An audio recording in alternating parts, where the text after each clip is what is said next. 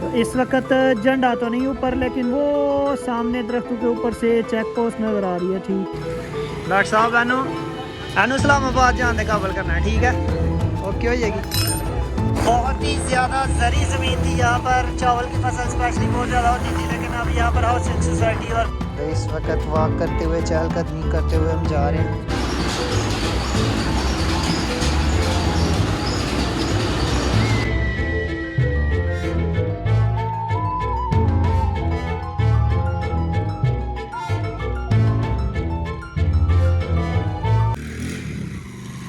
वाह जी वाह, क्या बात है जवान दी। तो ये वो गाड़ी है जिसको टूर के लिए लेकर जाना है। अभी इसकी बहुत ही गैर हालत है, ना तो इसका स्विच काम कर रहा है, लाइट भी बहुत बुरी हालत में है, मीटर भी नहीं है। तो ये सब चीज़ें करवानी पड़ेंगी। इसकी बैक लाइट भी नहीं है, इशारे भी नहीं है। तो ये सब कुछ ओके होगा, फिर ये गाड़ी टूर पर जाने के काबिल रहेगी। बिस्मिल्लाहिर्रहमानिर्रहीम, अस्सलाम वालेकुम नाज़रीन। मुझे उम्मीद है कि सब दोस्त बिल्कुल खैरियत से होंगे और अल्लाह पाक से दुआ गो हूँ कि वो आपको हमेशा अपने ज़मान में रखे, हमेशा शाद रहें, आबाद रहें, हंसते मुस्कुराते रहें। तो आइए इस दुआ के साथ और उस रब के बाबरकत नाम से शुरू करते हैं आज का व्लॉग और बढ़ते हैं आज की इंटरेस्टिंग वीडियो की जानब। मेरी अपनी भी कुछ हालत जो है वो दुरुस्त करने वाली है और साथ गाड़ी की भी हालत आपने देखी है, वो टूर पर जाने के काबिल फ़िलहाल नहीं है। इंशाल्लाह उसको भी टूर पर जाने के काबिल बनाते हैं और अपना भी कुछ हुलिया बेहतर करते हैं। तो चलते हैं टूर की तैयारी के लिए, पहला दिन आज। और गाड़ी को पहले तो रेडी करवाते हैं क्योंकि गाड़ी ज़रूरी है जिसके ऊपर हमने जाना है, इस्लामाबाद, मरी वगैरह, ये वो जहाँ तक हो सका जाएंगे, जितना हो सका एक्सप्लोर करेंगे। अगर कोई मसला ना रहा तो इंशाल्लाह बेहतर से बेहतर एक्सप्लोरिंग करेंगे, हम साथ मिलकर पाकिस्तान को देखेंगे और आप तक लेकर आएंगे। तो इस गाड़ी को अब मरम्मत करवाना है, लेकिन सबसे पहले मैं थोड़ी देर पहले गंदम के दाने मशीन पर छोड़ कर आया था आटा पिसवाने के लिए, वो लेकर आते हैं क्योंकि आटा पिसवा कर घर में छोड़ कर जाएंगे ताकि यहाँ पर कोई मसला ना हो। ये है जी हमारे गाँव की चक्की मशीन।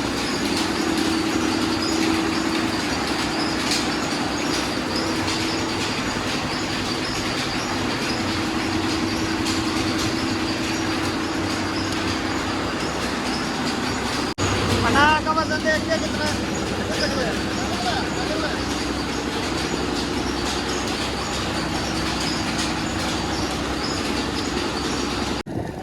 तो आटा चक्की से वसूल करने के बाद और अनाया का वजन चेक करने के बाद अब मैं जा रहा हूँ वापस और जाकर ये आटा वगैरह घर छोड़ते हैं और फिर गाड़ी को ही अपने आप को दुरुस्त करने के लिए कहीं पर अपॉइंटमेंट वो सेट करते हैं।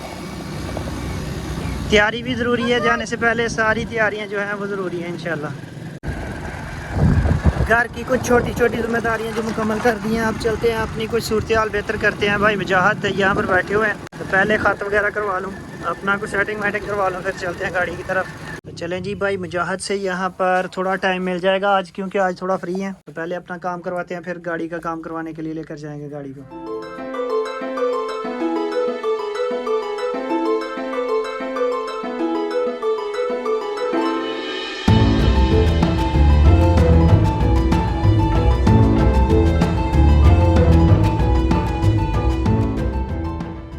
तो अपना तो काम माशाल्लाह बेहतरीन हो गया, अपनी डेंटिंग पेंटिंग हो गई है। अब बारी है इस गाड़ी की, तो इसको सबसे पहले वॉश करवाते हैं, सर्विस करवाते हैं, धुलवाते हैं और फिर उसके बाद लेकर जाते हैं टेक्नीशियन के पास, मैकेनिक के पास, और वहाँ से इसका कुछ बेहतरी का निज़ाम जो है वो देखते हैं, लाइटें वगैरह सारा कुछ लगने वाला है, इसको वो सारी बेहतरी करवानी है। तो सबसे पहले इसको वॉश करवा कर आते हैं। तो इसकी सर्विस इस वक्त की जा रही है और इसके बाद इसको डीजल वगैरह लगवाते हैं और लेकर जाते हैं मैकेनिक के पास, वहाँ से इसकी ट्यूनिंग वगैरह और दूसरे काम वो करवाएंगे।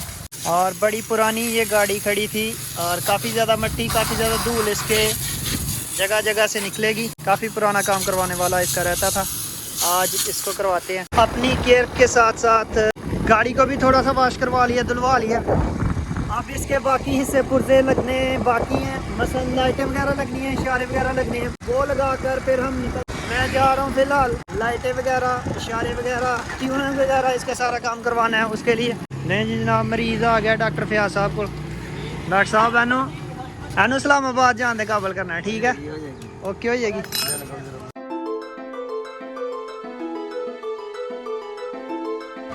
गाड़ी का काम माशाल्लाह जारी है।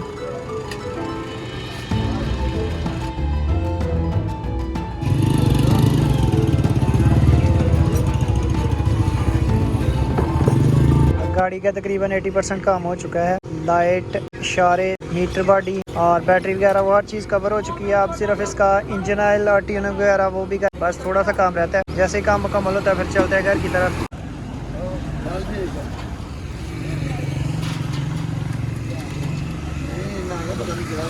तो सुबह से शाम आ गई है लेकिन गाड़ी का काम अभी जारी है और ये इतनी जल्दी होने वाला नहीं था क्योंकि गाड़ी का काफ़ी ज़्यादा काम करवाने वाला रहता था। सबसे पहले मैं किंगरा गया, वहाँ पर बच्चों की फ़ीस जमा करवाई, उसके बाद आकर घर में भी काम काज किए और ये गाड़ी लेकर आया। लेकिन ये सुबह से शाम आने को है और अभी तक गाड़ी का काम जो है वो जारी है। काफ़ी ज़्यादा टाइम होने वाला है और शाम का वक्त करीब आने वाला है। काफ़ी ज़्यादा काम मुकम्मल हो चुका है, सिर्फ फाइनल टचिंग बाकी है। इंशाल्लाह जैसे ही काम ख़त्म होता है कि मुकम्मल डिटेल आपको बताऊंगा कि मैंने क्या क्या काम करवाया है इस गाड़ी का और क्या क्या काम होना ज़रूरी था। सुबह बखैर पाकिस्तान। तो कल रात को गाड़ी ठीक करवाते हुए मुझे काफ़ी देर हो गई थी और काफ़ी टाइम लग गया था। अंधेरा आने की वजह से वो व्लॉग वहीं पर रोका और आज फिर दोबारा से शुरू। वॉक पर जा रहा हूँ, नमाज पढ़ कर आया हूँ, वॉक पर जा रहा हूँ। वॉक से आते ही आपको वो गाड़ी दिखाता हूँ कि कल वो कैसी थी और आज माशाल्लाह कैसी लग रही है। ये कौवे सुबह ही सुबह शोर डाला हुआ है उन्होंने। कौवे आए हुए हैं जनाब गंदम खाने के लिए, गंदम का सीज़न है तो इन्हें हम बोलते हैं पहाड़ी कां यानी पहाड़ी कौवे। बड़ी गहरी सी आवाज़ होती है इनकी, भद्दी सी आवाज़, और साथ मुकम्मल ये काले होते हैं, बड़ी बड़ी चोंचें होती हैं इनकी। और ये कौवे जो हैं गंदम खाने के लिए अक्सर इस सीज़न में जब गंदम की बिजाई होती है ये यहाँ पर आते हैं और फिर बाद में पूरा सीज़न ये नज़र नहीं आते। बाद में नॉर्मल जो कौवे होते हैं हमारे इलाके के वही नज़र आते हैं जिनका सर सुरमई मायल होता है। और ये वाले कौवे जो हैं ये मुकम्मल काले होते हैं, बड़ी बड़ी चोंचें होती हैं इनकी। तो माशाल्लाह इस साइड पर मशरक़ का मंजर और ये वही वॉक वाला एरिया जहाँ पर सुबह सुबह हम वॉक करते हैं। बड़ा खूबसूरत मौसम है। आज कल धुंध पड़ी थी लेकिन आज फिर से बड़ा साफ़ मौसम है और बड़ी प्यारी आबो हवा है। तो इस वक्त वॉक करते हुए चहलकदमी करते हुए हम जा रहे हैं। वो वहाँ तक नहर तक जाना है और वहाँ से फिर वापस आकर आपको गाड़ी दिखाता हूँ कि कल वो क्या थी और आज हमने माशाल्लाह उसको तैयार करवाया है, खर्चा किया उस पर और आज बड़ी प्यारी लग रही थी। मैं आकर दिखाता हूँ। लो जी दोस्तों, कल इसी जगह पर खड़ी थी ये गाड़ी और कल क्या थी आज क्या है ये आप देख सकते हैं। मीटर बॉडी, ये एक्स्ट्रा लाइट लगाई गई है जो कि ट्रैवलिंग के लिए बड़ी सपोर्टिव होगी और साथ इस लाइट को भी ठीक करवाया गया है, इशारे चारों लगवाए गए हैं, मुकम्मल तैयार करवा दी गई है गाड़ी। ये चीज़ हर चीज़ आपके सामने है, पायदान वगैरह, शॉक वगैरह हर चीज़। और पीछे अगर देखें तो ये लाइट इशारे हर चीज़ नहीं लगी है। गाड़ी की एक दफ़ा लुक चेंज हो गई है और ये ट्रैवल करने के लिए रेडी है। नॉर्दर्न एरिया का लाइटें अगर आपको दिखा दूँ तो ये वाली जो लाइट है ये बहुत तेज़ लाइट है, बीम लाइट और फ्लैशर लाइट के तौर पर भी ये काम आ सकती है। ये फ्लैशर के तौर पर भी, स्पोर्ट लाइट और साथ हॉर्न वगैरह इसका ऑन किया गया है, साथ इशारे। इंडिकेटर भी ज़रूरी थे बड़े शहरों में ट्रैवल करने के लिए, नॉर्दर्न एरियाज़ में ट्रैवल करने के लिए, तो वो सब ओके करवाया है। गाड़ी माशाल्लाह रेडी हो चुकी है और आज इसका पहला इम्तिहान है। आज हमने जाना है सुबह सुबह शहर सियालकोट में, तो सुबह ही सुबह पहला ट्रैवल इसका तैयार होने के बाद इंशाल्लाह सक्सेसफुल रहेगा। तो आज फिर बच्चों ने स्कूल से वैन से लेट हो गया, ये वैन इनकी मिस हो गई है, इनको छोड़ कर जाना पड़ रहा है। आज फिर ये समझ लें कि महीने में 3-4 दफ़ा तो मुझे छोड़ कर जाना पड़ता है स्कूल में। फीसें पूरी देते जाओ, किराया पूरा देते जाओ और बच्चों को खुद छोड़ कर जाओ। थोड़ी सी डिले हुई थी, एक बच्चे को ले गई है वैन और 3 बच्चे पीछे आ रहे थे, उनको उठाया नहीं। ये आज फिर मेरे साथ हुआ और बच्चों को छोड़ने के लिए जा रहा हूँ किंगरा में।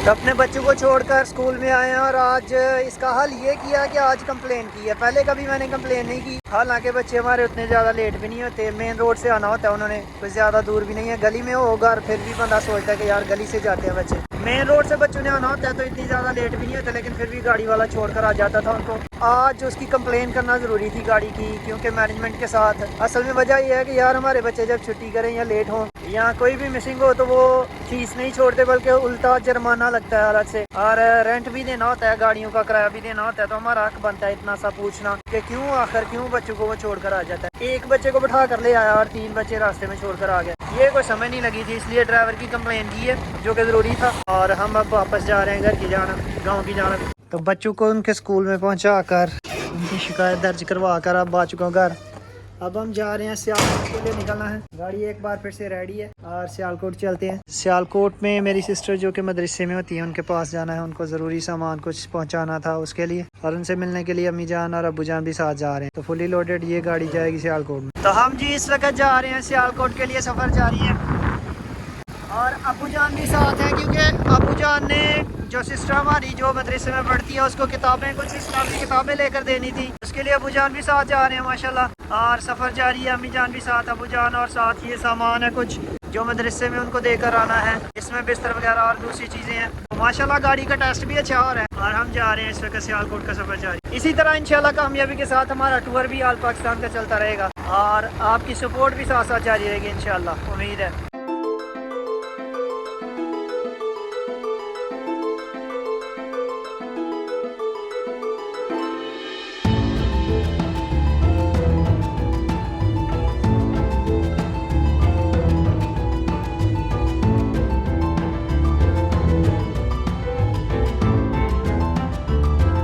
फाइनली सियालकोट में एंट्री हो चुकी है। मदरसे में हम अब जाएंगे। इस रोड पर और इस चौक में काफ़ी ज़्यादा ईंटों की ट्रालियाँ लगी होती हैं। यहाँ से ईंट सप्लाई होती है और बिल्डिंग मटेरियल स्टोर भी बने हुए हैं।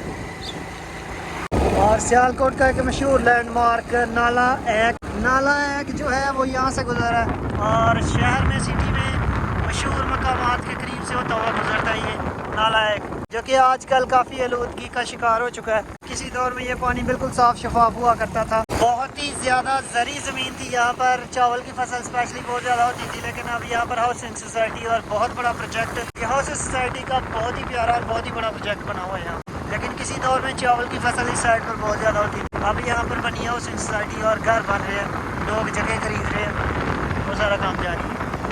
और ये किसी ने खूबसूरत डेरा बनाया हुआ है। यहाँ पर जगह फैक्ट्री है या डेरा है पता नहीं, समझ नहीं आती बाहर से, लेकिन बड़ी देखभाल और बड़ी खूबसूरती है यहाँ पर।